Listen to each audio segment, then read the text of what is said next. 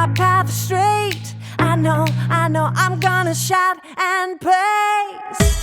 My God can be trusted over and over and over again. My God can be trusted over and over and over again. Over and over and over again.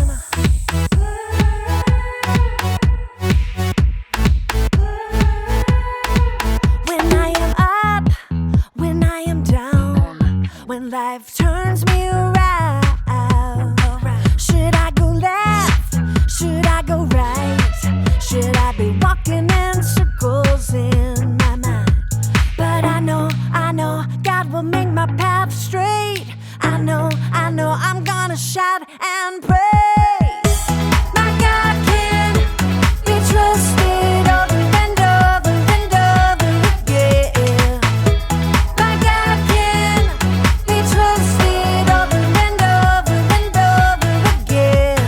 Over and over and over again. I'm confident. My God can. I'm confident. My God can. I know. God will make my path straight. I know. I'm gonna shout and praise. I know. God will make my path straight. I know. I'm gonna shout and praise. My God can be trusted over and over and over again. My God can be trusted over and over and over again.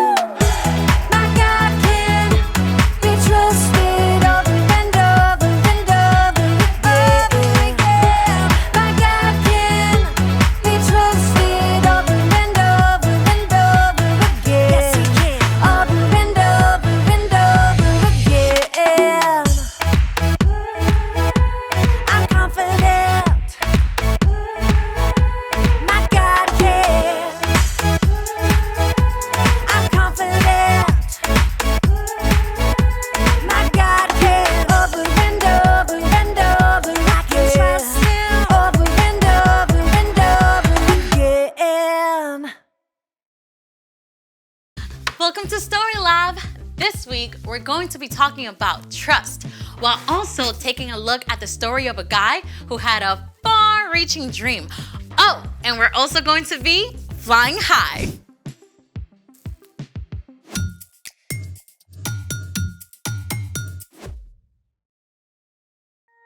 Hey there, I'm Amaya. And I'm Zeke. And today we're talking about trust, which is putting your confidence in someone you can depend on. And I'm depending on you to tell me what we're doing today. Have you ever been to the circus? Oh, I went once. And what was the coolest part? Oh, there were these guys getting shot out of cannons and other dudes doing crazy tricks on motorcycles and lions and tigers and bears. Oh my! But what about the acrobat? Oh yes, they were awesome sauce. Did you just say awesome sauce? Hey, it's in the dictionary. Awesome sauce! Extremely good! Excellent! Okay, your point. Acrobats are legit awesome sauce. And they had to be super strong and athletic and flexible and graceful all at the same Oh, time. that must take a lot of work. Exactly. And the most amazing thing is we get to talk to an acrobat today. No way! Yes, wait. Her name is Grayson, and I'm calling her right now. Hi, everyone. Hey, Hi. Grayson. We are so excited to have you.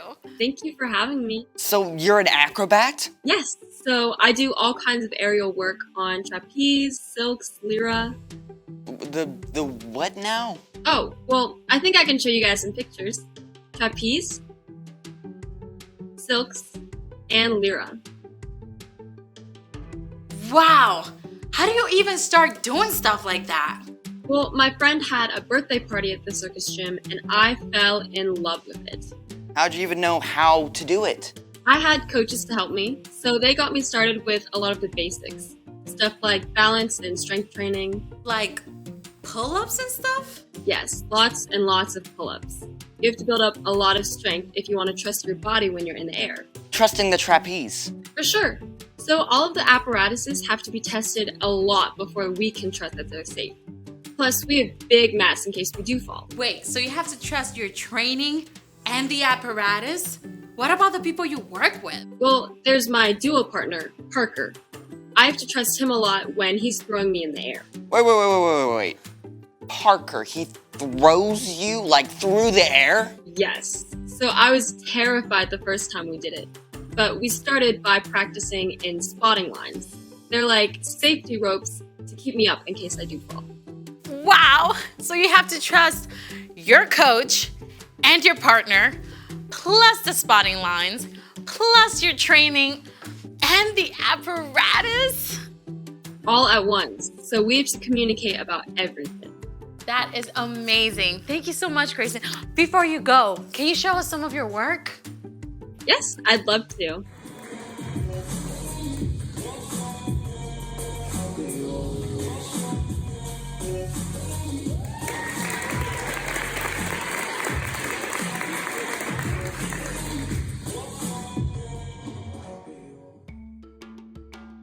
That was amazing. Thank you so much, Grayson. So cool. Thank you guys for having me. Bye, everyone. Bye. Think you and I could do that? I don't think I have that much trust. Well, speaking of trust, it's time for... The story before the story. Today, we're in the very first book of the Old Testament, Genesis. God's amazing world was broken by sin. But God chose Abraham and his wife Sarah and promised to bless the whole world through their family. And after waiting for a long time, Abraham and Sarah had a baby named Isaac. When Isaac grew up, he had twin boys, Jacob and Esau, who didn't exactly get along. And that's where our story starts. Hey, we're ready. Hey everybody, I'm Brian. Hi, Brian. We want to hear what's up with Jacob and Esau. Oh boy. Okay, these guys had it in for each other from the start. They wrestled while they were babies inside their mom. I mean, when Esau came out first, Jacob was holding onto his heel. And they were like super different, right? Oh yeah. Esau was really hairy while Jacob was smooth-skinned. And as they grew up, Esau loved to hunt while Jacob preferred to stay close to home. Now, Esau was the older brother by just a few minutes. This meant he had special rights to money and property and even leading the family one day. But he was such a hothead, he didn't always stop to think. Now one day Esau was out hunting and didn't get anything. And by the time he got home, he was super hungry. Jacob had just cooked up a pot of delicious red stew, and Esau begged him for some. Sell me your rights as the oldest. Fine. I'll die if I don't get something to eat. Esau threw away something really valuable for a bowl of soup. I bet he regretted that big time once his stomach was full. And things did not get any better between the brothers. Their father Isaac was very old, and he wanted to pass on a special blessing to his oldest son. So he sent Esau to go hunt and prepare him a tasty meal first. Now, this is where things get squirrely because Isaac's wife, Rebecca, overheard. And while parents are not supposed to have a favorite kid, Jacob was definitely Rebecca's fave. Rebecca came up with a crazy plan. Your father sent Esau to hunt wild game and prepare a meal so your father can bless him. Hunting will take Esau all day, so I want you to choose 2 goats from the flock. I'll cook them up, and you can pretend to be Esau and take the blessing. Your father's eyesight is so bad, he won't know. But what if he touches me? My skin isn't hairy like Esau's. We'll cover your arms and hands with goat skin. Cool. Pretty wild, right? But Jacob did just what Rebecca told him. And sure enough, Isaac gave his blessing to Jacob. At last, Esau showed up. If you're Esau who just brought me a meal, I gave him my blessing. It wasn't me. Then your brother tricked me. First he took my rights as the oldest. Now he's taken my blessing. Dad's gonna be gone soon. Then I'll be in charge, and I'll get rid of Jacob. Jacob had won birthrights and a blessing all by being sneaky. But he had made an enemy of his older brother.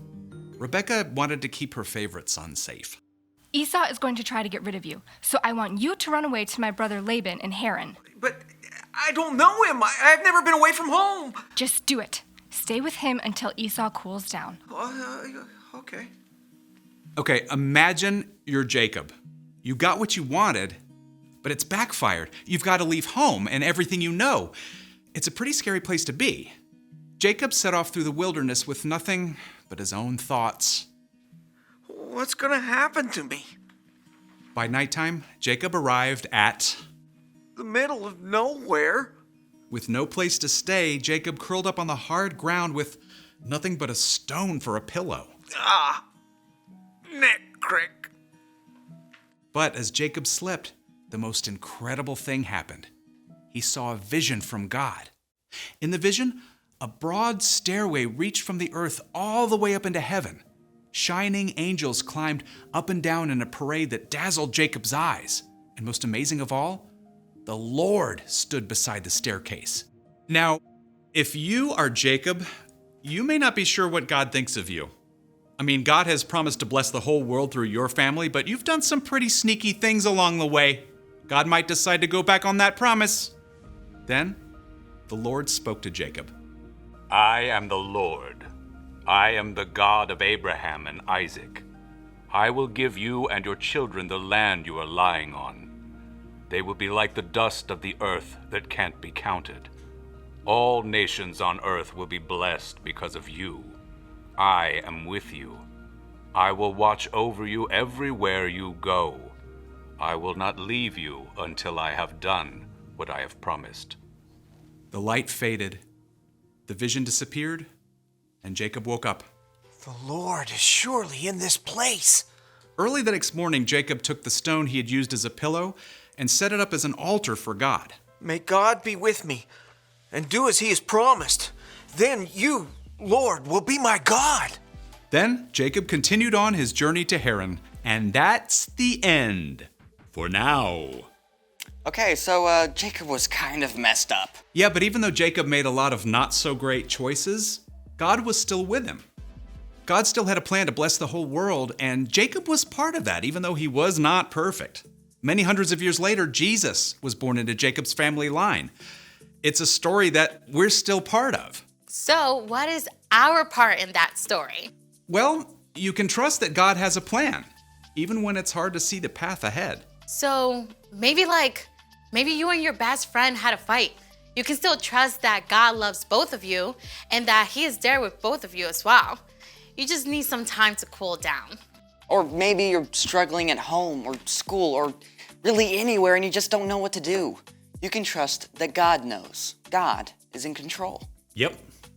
We don't always get to know the details of God's plans, but we do know God promises to make everything right in the end. Even if we mess up along the way. I think you've got it. I'm off. So here's the thing. You can trust that God has a plan no matter what's going on. Got it. Now, do you think we can fit a trapeze in here? I mean, Grayson is so good. Let's just watch her some more. Awesome sauce. See you next time.